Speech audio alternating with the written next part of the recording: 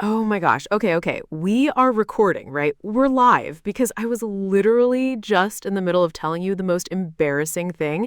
And now, hello everyone. Welcome to the English Coffee Talk Show. I'm Eva, and I am still recovering from this morning, honestly. And I'm James. And yes, we are absolutely recording, Eva.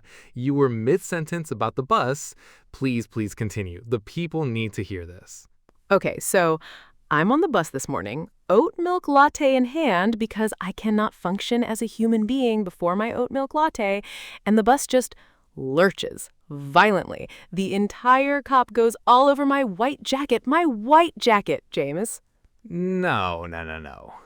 Yes, I look like a crime scene. Everyone on the bus is staring. I'm holding this empty cup, dripping, and I just said out loud, well, that happened. And then I sat back down like nothing was wrong.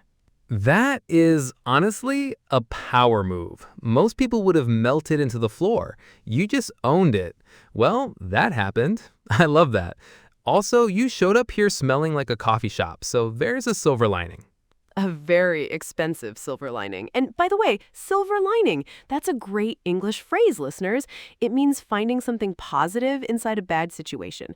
Your flight got canceled, but silver lining, you got an extra day at the hotel with the nice pool. Silver lining. Exactly. Every cloud has a silver lining. That's the full expression. Every bad situation has at least one good thing hiding inside it. Right, so how's your jacket? It's in a bag in the corner of the studio, and I'm trying not to think about it. Anyway, enough about my disaster morning. James, what's your coffee situation today? Please tell me you at least had a normal coffee experience this morning. My coffee situation is exactly what it always is. Black. No milk, no sugar, no oat anything. Just coffee in its purest form. I made it, drank it standing over the sink, and came here. Standing over the sink, James? That is not a coffee routine. That is a survival tactic. It is absolutely a survival tactic, and I'm proud of it. I don't need the ceremony, I just need the caffeine. You, on the other hand, need the oat milk, the cardboard sleeve, the perfect temperature, and a playlist. I do not need a playlist. I just strongly prefer one. But okay, this connects perfectly to what we're talking about today. The way I am about my oat milk latte, that is comfort zone behavior. And today's episode is all about comfort zones, confidence, and why sometimes you just have to throw yourself out there, even if you end up covered in coffee. Beautifully done. Today we are talking about building confidence in English and specifically why confidence is actually more important than perfect grammar. And I know some of you just went, wait, what? So let me explain. Right, and this is something I feel so strongly about. So many learners spend years grinding through grammar textbooks, and then the moment they have to speak to an actual human being, they just freeze. Everything they studied just disappears. Exactly. Learning English is like learning to drive. You can read every driving manual and memorize every rule of the road, but the moment you're in the driver's seat and someone honks at you, all of that theory just evaporates. The only way to actually get good at driving is to drive. Oh, I love that. And the fear of making a mistake, of getting honked at in your analogy, is what keeps so many people in the passenger seat. They're watching other people speak English confidently and thinking, I could never do that. But the people speaking confidently, they made 1,000 mistakes to get there. 1,000 mistakes minimum. And native speakers make mistakes too. I said Pacific instead of specific last week, and nobody stopped the conversation. People are far more focused on what you're saying than how perfectly you're saying it. That is such a good point. Communication is about connection, not perfection. And that brings us to today's vocabulary section. 3 phrases that are genuinely life-changing for English learners and for life in general. All right, phrase number 1, fake it till you make it. Eva, you want to kick us off? Yes. Okay. Fake it till you make it. Fake means to pretend, to act like something is true, even if you're not sure it is. Till is just a short way of saying until. And make it means to succeed, to reach a real level of skill or confidence. So the full idea is act confident even before you feel confident, and eventually the confidence becomes real. Right. And there's actually science behind this. Research shows that adopting confident body language, standing tall, taking up space, speaking slowly, can literally change how you feel inside. Your brain starts to believe what your body is doing. So, for our ESL learners, the next time you're in a conversation in English and you feel that panic rising, instead of shutting down, fake it. Take a breath, slow down, speak anyway, even if it's imperfect, because the act of speaking confidently will actually start to make you feel more confident. Exactly. It's almost like you're tricking yourself into competence. Once you've done it enough times, you don't have to fake it anymore. You've made it. Okay, phrase number 2. Step out of your comfort zone. So, your comfort zone, picture it like a little bubble around you. Inside the bubble, everything feels safe and familiar. You know the vocabulary, you know how the conversation will go, but outside that bubble, that's where the magic happens. That's where you actually grow. And stepping out, that's the action. You choose to move beyond what feels comfortable. For language learners, imagine you always practice English online, texting, watching shows with subtitles. Stepping out might mean ordering at a coffee shop entirely in English, or calling a company to ask a question instead of emailing them. The phone call one is so real. I know fluent English speakers who avoid calls because there's no body language to help, just your ears and your voice. But every time you do it, the bubble gets a little bigger. Your comfort zone expands, and eventually that scary thing becomes your new normal. Your new normal. I like that. All right, phrase 3, and this one is my personal favorite. Own the room. Oh, I love this one. To own the room, own here doesn't mean to buy it or possess it. It means to completely dominate the space with your presence. When someone owns the room, every head turns when they walk in. There's a magnetic energy about them. And it comes down to a few things. Body language first. Stand tall, keep your chin up, make eye contact. Your posture can project confidence before you've said a single word. Then, tone of voice. Speak at a measured pace. Don't rush. People who rush their words when nervous often seem less confident, not more. And here's the key thing for second language speakers. You don't need a perfect accent or 0 grammar mistakes to own the room. What you need is conviction. Speak like you believe what you're saying, and others will believe it too. Some of the most commanding speakers I've seen were not native English speakers, but they owned the room. Conviction. That's the word. All right, so we've got our 3 phrases. Fake it till you make it, step out of your comfort zone, and own the room. Now it's time for the personal part of the show. Eva, you're up first. Story time. Oh boy. Okay. So 7 years ago, I was 26. I had just moved to a new city for a job, and my company had this quarterly presentation where each team member had to stand up in front of the entire department and present their work. About 40 people in the room. 40 people? Oh no, I already feel it.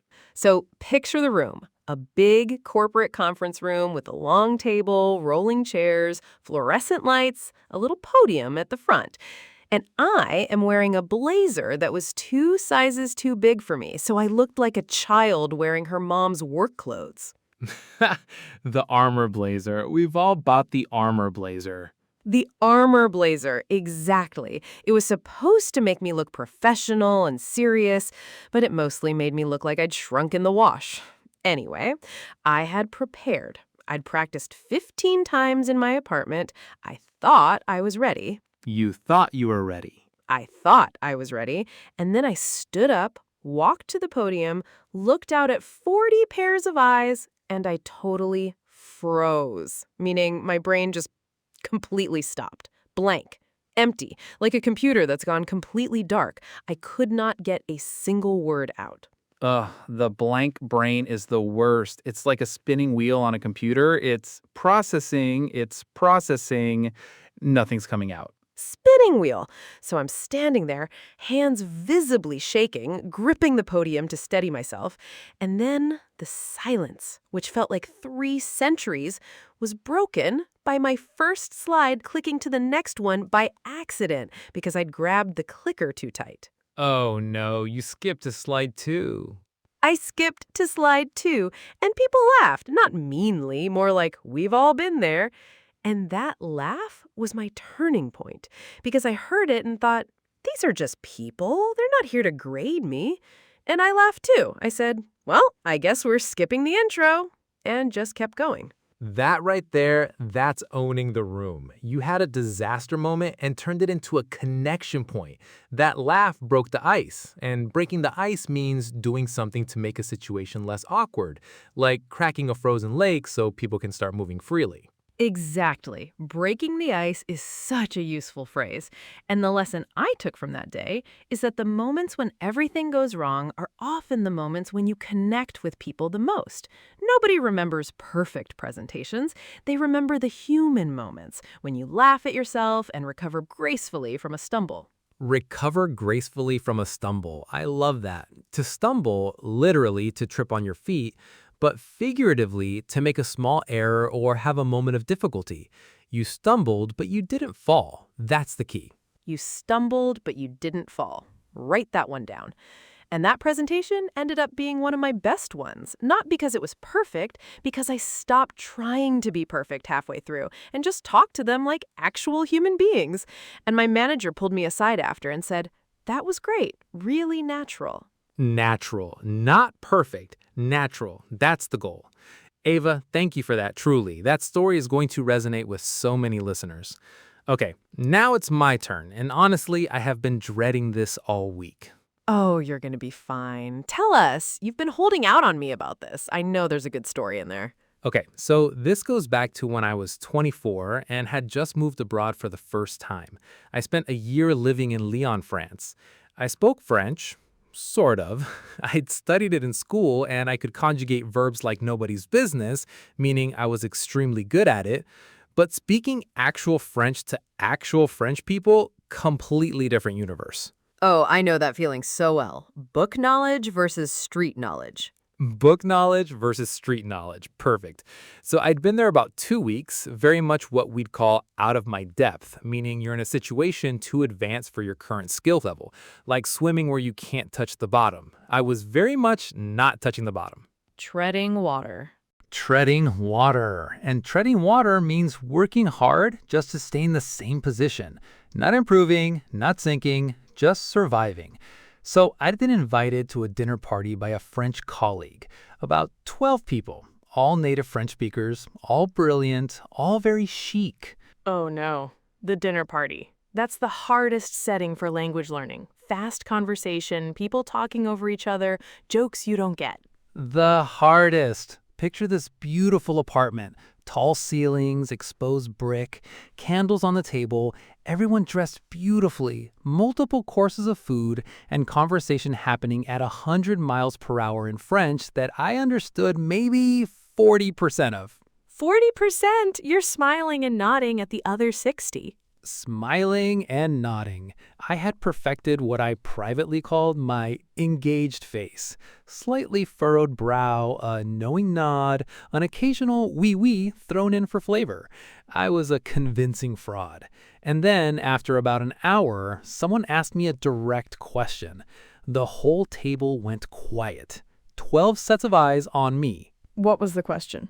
They had been discussing a political topic in the French news, and one of the guests asked what I thought. I had understood perhaps one word out of that entire conversation. The word was president. That's it.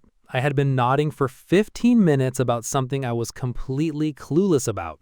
Oh no. Oh, James. So I did the only thing I could. I took a breath, I smiled, I deployed the confident smile, and I said in my most carefully crafted French, c'est compliqué, which means it's complicated. And I left it there. And do you know what happened? What happened? You faked it and you made it right there in real time. That's the phrase in action, live demonstration. And here's what I took from that night. Imperfect participation is infinitely more valuable than perfect silence. Instead of retreating into my wine glass, I spoke, and something magical happened. After that dinner, I started speaking more, making mistakes more, getting corrected more, and my French improved fast. Imperfect participation over perfect silence. Say that to yourself right now. Write it on a sticky note, put it somewhere you'll see it every day. That is the whole episode in 4 words. All right, let's wrap up with our top 3 takeaways. I want every person listening to walk away from this episode with something real and actionable. Eva, you want to start with number 1? Absolutely. Tip number 1, embrace mistakes as part of the process. Don't just tolerate mistakes, actually celebrate them. Every time you say the wrong word, use the wrong tense, mispronounce something, that is learning happening in real time. The mistake is not the failure. Staying silent to avoid the mistake, that's the failure. Well said. And I'd add, keep a little mistake journal. Write down the errors you make and what the correct version is. When you write something down, it sticks. Your mistakes become your best study material. A mistake journal. I am obsessed with that idea. Okay, tip number 2, use the phrases we talked about today in real life this week, not next month, this week. Fake it till you make it. Use that as your inner mantra next time you feel nervous before a conversation in English. And step out of your comfort zone. Pick one thing this week just outside your English comfort zone. Order in English at a restaurant, send an email in English, or watch a show without subtitles for 15 minutes. And own the room. Practice standing tall, making eye contact, slowing down your speech. See how it changes the interaction. And tip number 3, this is my personal favorite, find your coffee talk. Find a safe, comfortable, judgment-free space to practice English. It might be a friend, an online community, or literally just talking to yourself in the mirror in the morning, which I do, by the way, and I'm not ashamed of it. I didn't know that, and now everything makes more sense. But Eva's right. The reason this podcast exists is to be that safe space for you, to feel like you're having a coffee with friends who love English. No grades, no judgment, just conversation. And that kind of regular, low-pressure practice is what builds real, lasting confidence. And we are always so grateful that you choose to spend your time with us. Every listen, every share, every comment means the world to us and means you're taking your English journey seriously. We are cheering for you. Okay, James, should we do the thing? Let's do the thing. Ready? 3, 2, 1. If you enjoyed our coffee talk today, please subscribe, turn on notifications so you never miss a brew, and leave us a review. It helps other learners find us. We will be back next week with another fresh cup of English, more stories, more laughs, and more phrases to add to your collection. Until then, keep speaking, keep stumbling, and keep showing up. You've got this. See you next time, everyone. Take care of yourselves, and maybe hold your coffee cup a little tighter than Eva did this morning. Oh, we are done. Goodbye, everyone.